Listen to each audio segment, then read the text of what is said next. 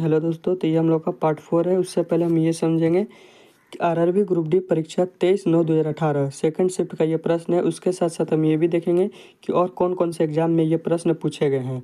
तो चलिए स्टार्ट करते हैं।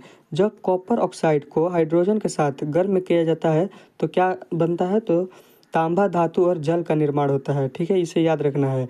जब कॉपर ऑक्साइड को हाइड्रोजन के साथ गर्म किया जाता है तो तांबा धातु और जल का निर्माण होता है। इस क्रिया में हाइड्रोजन का क्या होता है?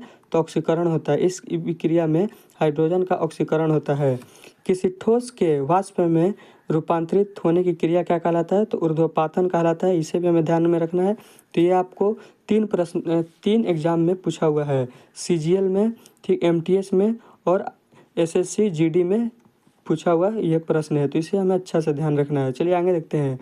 वोल्ट मीटर को विद्युत परिपथ में कौन सा क्रम में जोड़ते हैं? तो समानांतर क्रम में जोड़ते हैं। ये यूपी पुलिस, बिहार पुलिस और बीएसएफ में पूछा हुआ प्रश्न है। चलिए आगे देखते हैं फिर। एल्काइन का रासायनिक सूत्र क्या होता है? ये अभी 2025 का जो बिहार पुलिस का एग्जाम हुआ था 27 तारीख को, उसमें पूछा हुआ ये प्रश्न है। एल्काइन का रासायनिक सूत्र क्या होता है? CnH2n-2। आपको बताना है एल्केन, एल्किन, एल्काइन तीनों का फॉर्मूला कमेंट करना है। चलिए आगे देखते हैं। गैल्वेनीकरण की क्रिया में लोहे के ऊपर किस धातु की परत चढ़ाई जाती है? तो जिंक धातु की परत चढ़ाई जाती है। आपको जिंक का परमाणु संख्या बताना है कि कितना होता है।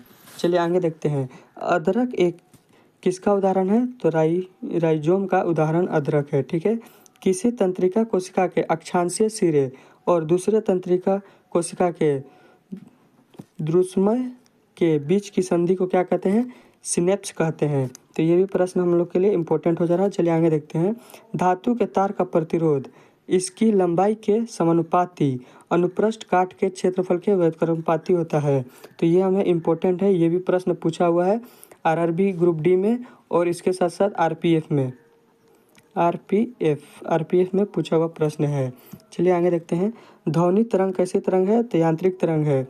आपको बताना है ध्वनि तरंग अनुप्रस्थ या अनुदैर्ध्य तरंग है, कौन सी तरंग है? आपको कमेंट करके बताना है। अणु के गैर ध्रुवीय सहसंयोजक बंध दर्शाता है। तो क्लोरीन जो है अणु के गैरीय ध्रुवीय सहसंयोजक बंध को दर्शाता है।